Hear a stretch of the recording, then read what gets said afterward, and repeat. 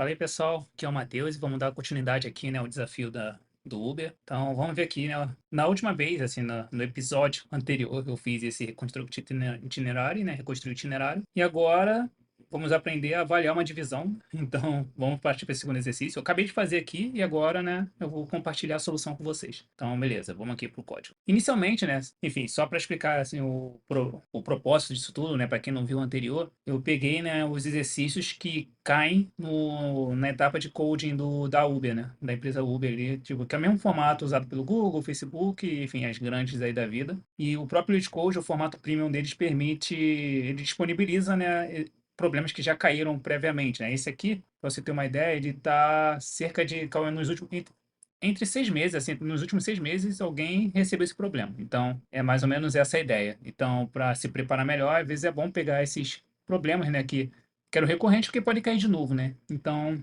vamos seguir aqui para o código. Bem, avalie a divisão. Você recebe um array de variáveis, né, de par de variáveis chamado equation, e um array de números reais chamado values. Onde equation na posição i vai ter duas variáveis, né? O a, né, da posição i e o b da posição i. E o values representa a equação a dividido por b, né? O ai dividido por bi é o resultado da divisão, fica em values i. Beleza. Então, cada ai ou bi é uma string que representa apenas uma variável. Então, beleza. Você também recebe algumas queries, onde a query j aqui, né, vai ter o valor, né, CJ e DJ, que representa, né, JS query, onde você deve encontrar o resultado de CJ dividido por DJ. Então, retorne a resposta de todas as queries, e se a query, né, não tiver resultado, né, if a single answer cannot be determined, ok, determined, eu não sei falar isso, determinado, retorne -1. Então, beleza. Ele vai te dar algumas divisões, né, as variáveis, assim, por exemplo, aqui, vamos ver aqui o primeiro caso, que fica mais fácil, né? Deixa eu copiar aqui e colocar aqui. E quebrar aqui cada linha para ajudar na visualização. Então, nesse exemplo aqui, o que esses dois aqui estão dizendo, né? Então, dizendo que A dividido por B é igual a 2 e B dividido por C é igual a 3. E aí a query, obviamente, assim, ele vai extrapolar, né? Ele não vai perguntar exatamente o que você já sabe a resposta. Ele vai perguntar outras divisões. Então, por exemplo, A dividido por C, que nesse caso aqui, né, se você pegar A dividido por C, a gente pode ver que ele é equivalente a A dividido por B vezes B dividido por C, que é igual a 2.0 vezes 3.0, que é igual a 6.0. Então, que é a resposta aqui, né, na primeira posição aqui, ó, se eu poder ver aqui. Então, beleza. A ideia é ir fazendo alguma coisa do gênero. Aí a segunda query aqui é B sobre A. Se a gente sabe A sobre B, a gente sabe B sobre A, né? Então, o B sobre A vai ser o inverso. Vai ser o inverso, né, do A sobre B, mesma coisa aqui, né? B sobre C. Então, aí quando não tem essa letra, né, não existe AE, então é indeterminado, né? E quando é indeterminado, a gente retorna -1. A sobre A, assim, como toda divisão, dá 1. Aí vem esse x sobre x, né? Aí fica a critério do entrevistador. Mas, pelo que eu entendi aqui, ele fala aqui, né? Se não puder ser determinado, coloca -1. Para mim, x sobre x deveria dar 1, né? Um número dividido por ele mesmo dá sempre 1. Ah, não, pode ser 0 também, né? Mas aí 0 dividido por 0 dá uma divisão impossível. Mas, de qualquer forma, deveria dar 1, caso não seja 0. Então, aqui você pode perguntar, ou, sei lá, durante a entrevista, perguntar o que aconteceria nesse caso. Aqui, pelo que eu entendi já, ó, no x sobre x aqui, ó, no array de resposta dá -1. Então ele considera indeterminado e é isso. Então vamos seguir assim. Então, esse cara, quando tem uma letra que não existe, vai ser realmente -1. Quando é ele com ele mesmo aqui. Então, o que a gente já consegue determinar de cara? A variável dividida por ela mesma, né? As variáveis que existem, as divisões que a equation já permite, e o inverso de cada uma. Isso que a gente tem em mãos. Aí, com base nisso, a gente quer resolver o resto, né? Se tu quer saber um número dividido por outro, assim, por exemplo, aqui no A sobre C, o que eu fiz? Eu vi o número, assim, eu peguei A sobre B e multipliquei por alguém que tivesse já dividido por B para poder cortar, né? O B aqui na divisão, e aí ficar A sobre C. Então, se fosse pegar de uma forma mais geral aqui, né? Por exemplo, a gente teria que x1 sobre x2, teria que procurar para, sei lá, eu quero saber a divisão aqui de x1 por xn.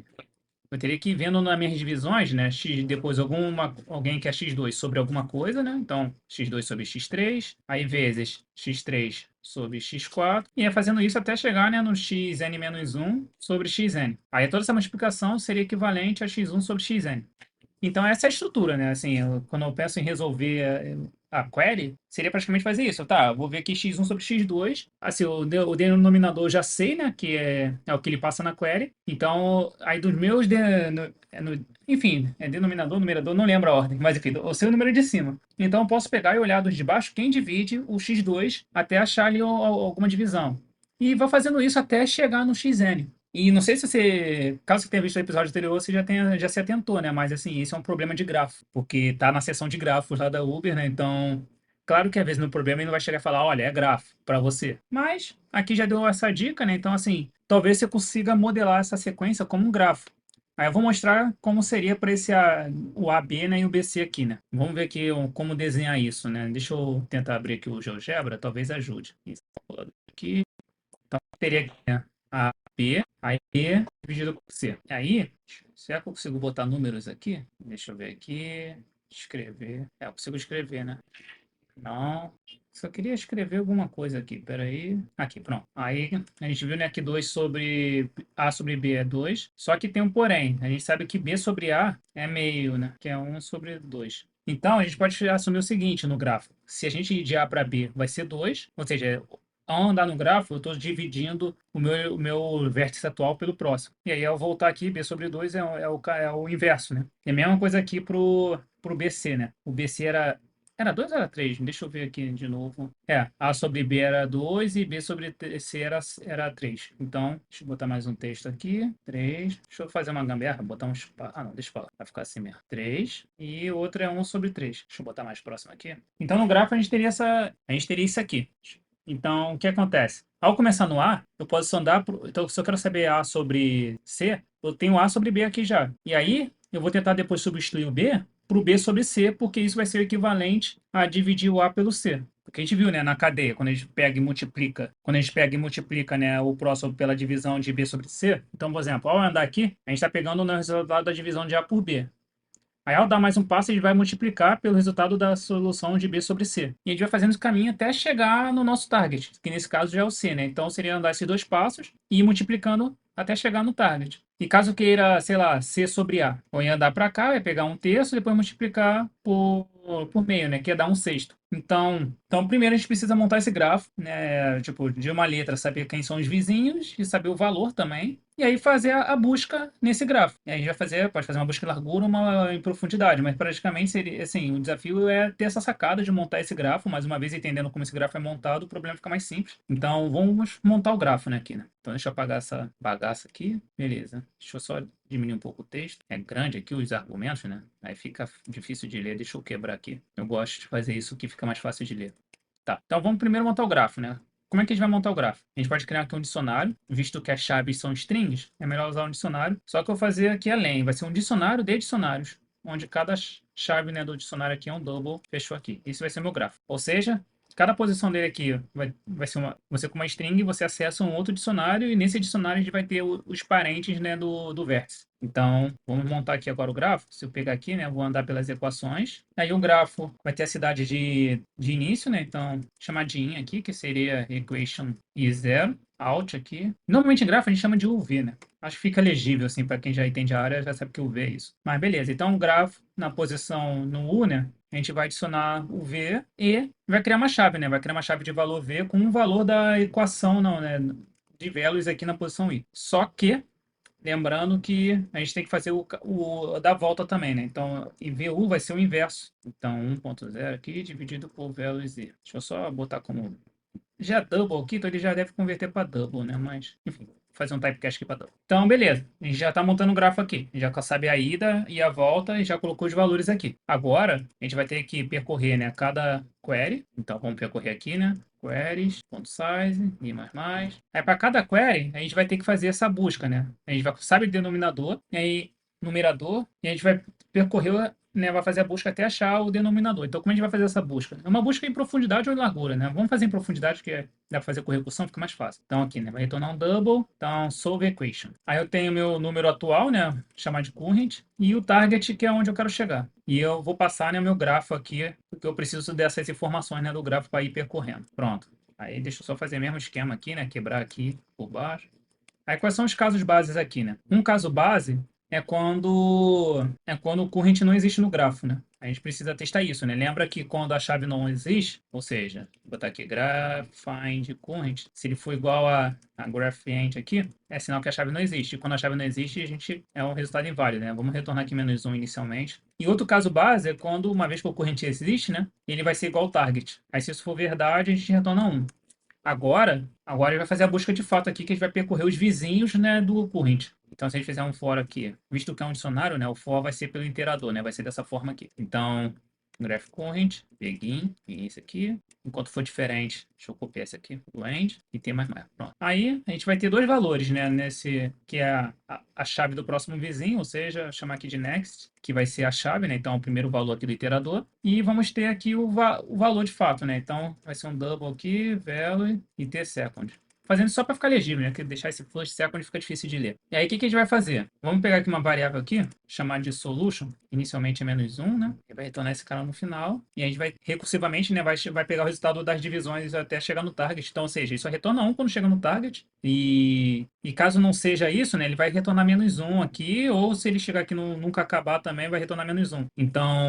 Então a ideia eu vou chamar aqui o próximo, né? Só que eu preciso saber se eu já usei essa aresta ou não. Aí como é que eu vou marcar isso, né? Porque lembrando na busca no grafo, né? Esse grafo, principalmente esse grafo, ele pode ter ciclos, né? Dependendo de quantas soluções ele der, pode ter ciclo. Então, assim, é bom eu ir marcando as arestas que eu vou usando para não ficar no loop infinito. Então, se eu pegar aqui no graph, se o meu valor atual aqui, né, no caso. Vamos fazer o seguinte, a gente se for ver aqui nas restrições, os valores aqui é sempre maior que zero, se eu não me engano. Cadê? Equation, né? Não. Ah, não. Values. Cadê aqui, ó? Aqui, ó, o value é maior que zero. Então ele nunca é zero. Então a gente pode marcar o valor como zero, por exemplo. Se for zero, é sinal que a gente já usou essa aresta. Então, se o value for maior que zero aqui, a gente vai usar ele. Aí na hora de usar, a gente vai marcar ele aqui com zero, né? Corrent next. Cara, peraí, tá passando meu olho aqui. Recebe zero. E aí o solution, ele vai receber aqui. Bora guardar o maior, né? Porque quando não tem solução, se ele for um caminho que para no lugar sem solução, ele vai retornar -1.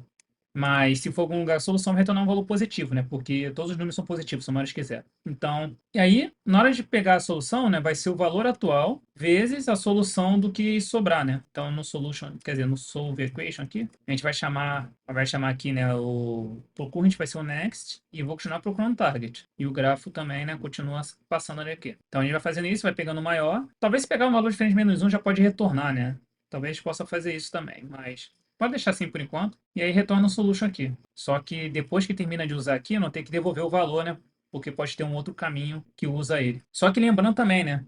Não faz sentido também ficar dividindo e depois usando o inverso. Então, na busca, eu não posso ficar indo e voltando. Então, seria bom também eu zerar a aresta de volta aqui, né? Ou marcar para ele não poder, para ele não ficar voltando, né, no caminho. Então, a gente zera a aresta de volta, mas deixa eu guardar aqui também o valor, né, VL2. Por que eu deixar VL2 só para, por questão de preguiça. Aí beleza, a gente marca como zero ambas, e aí depois. Hoje pode dizer se a chave já foi usada ou não também. Tem outras formas, né? Mas eu prefiro mexer nos pesos do gráfico, que é mais simples aqui, né? Mas beleza. Então a gente pega, zero os valores, né? Para não ficar toda hora chamando as mesmas arestas. Então a gente meio que remove essas arestas e depois põe de volta. Então eu vou rodar aqui para ver se passa nos casos base. Escrevi no ordered map errado. Toda hora eu escrevo isso errado. Ordered map. Tá, agora vamos ver aqui. Esqueci um ponto e vírgula onde? Aqui. Isso aqui dá pra fazer com pressa? Ali, ó, vários errinhos da equation errado também. Tá, precaução erro de digitação. Pô, esqueci de chamar aqui, né? Então a gente vai criar aqui, né, ao chamar para cada query, né, a gente vai ter um vetor de double que vai ser a resposta, né? Solution, vai começar vazio. Aí para cada um aqui, né, a gente vai adicionar o resultado da equação, né? Solve equation. Aí no queries, né, vai começar no do topo, né? E o target é o de baixo. E passar o gráfico. E depois vai retornar o solution. Tá, agora vamos ver. Tá, passou nos dois primeiros casos aqui, ó, já deu as respostas, mas no terceiro teste que eu criei aqui, ele deu errado. Por quê? Aqui ele falou que deu -meio, mas sendo que é possível, né? Bora aqui. AB, BT, o resultado assim, aqui, né? A dividido por T nesse gráfico. Não existe o T, né? Dá -1. Tanto que é negativo aqui, né? Então, vamos ter retorno -1, mas depois tinha o resultado do target aqui, né? Então, cara, a gente pode fazer o seguinte, ao invés de ficar toda hora pegando maior, para simplificar aqui, né? Criar aqui dentro mesmo. Aí botar aqui o if, né? If solution for diferente de -1, retorna value vezes solution. E vamos apagar aqui o resto. Bora ver se isso já resolve. E aí, enfim. Retorna -1 caso não ache ninguém aqui dentro. Deixa eu ver o que deu de errado. Tá, agora é só dando -1 em tudo. O problema foi que ele foi multiplicando, né? Tem uma forma Tem uma forma um pouquinho mais simples, assim, né? Eu tava pensando em retornar já o menos um direto, mas a gente pode fazer o seguinte. Peraí, deixa eu só voltar aqui. Show. Ao invés de retornar menos um aqui, vamos retornar zero, porque não tem nenhum valor zerado, né? Então, em caso de impossível aqui, a gente retorna zero, porque nunca vai zerar, né? É impossível dar zero na divisão. É, a gente viu que o velos é sempre o valor acima de zero, maior que zero. Então, toda divisão aqui dá um valor positivo, então não tem como zerar. Então, a gente pode botar zero como o padrão, por quê? Porque se eu for multiplicando depois e resolvendo caso eu acho impossível, eu já zero logo, tá ligado? Ou eu posso também arredondar, né, para menos um logo, né? Mas enfim, vamos deixar aqui o zero por enquanto. Então jogou zero, enfim, voltou aqui, beleza, tornou zero. Só que aqui vai ter que fazer um detalhezinho, né? Se o valor for, aí pegar aqui o solution receber, aí só tem que fazer um if, né? Porque se solution for igual a zero, solution recebe menos um. E aí, a gente bota a solution aqui. Tá, vamos ver agora. Aí, foi. Entendeu? Assim, antes eu tava retornando menos um nos casos impossíveis. Eu botei zero porque ele já zera na divisão, né? Pra não ficar um. Assim, eu poderia manter o menos um porque ficaria negativo, mas vai que surge um outro menos um, cancele o final. É mais seguro, né? Se eu zero logo aqui. Quando chega no caso aqui, quando eu vou jogar para um lugar que não existe, ou se for aqui, cai sempre em cenário que não existe, nunca chega no target, porque já tinha todas as áreas, né? É o último cenário. Quando ele chega aqui, não tem mais dashboard e tudo, né? Então não vai entrar no momento que for e vai retornar o solution inicial que é o zero. Mas aí, vamos subir agora aqui. Passou. Isso aí ó, é um problema médio, mas eu acho, mais ou menos, assim, eu acho que é implementação média, porque é uma busca praticamente no gráfico. E os próprios casos de teste é bem bom, assim, né? O primeira vez é bonzinho, quando os casos de teste te dá, já pega os como exemplo, você não precisa pensar tanto. Então ele pode ser médio mesmo, mas é médio chato porque tem que sacar aí do gráfico. Assim, o gráfico é dado, né? Fala que o gráfico. Tu olhar aqui, pô, umas visões, assim, né? Tem essa cara do gráfico, sinceramente, né? Então, é um problema aí é chato. Mas é um problema bem interessante, né? Você dá pra fazer divisão, fazer um caminho no gráfico, olha só que louco. Então, é um problema interessante, que merece muito like de vocês, por favor. Dê aquele like, compartilhe, mostra pra alguém. Realmente, ó, teu amigo ético de programação, pra ver, né? Ele me julga um pouco aqui o código. E é isso aí. Até a próxima.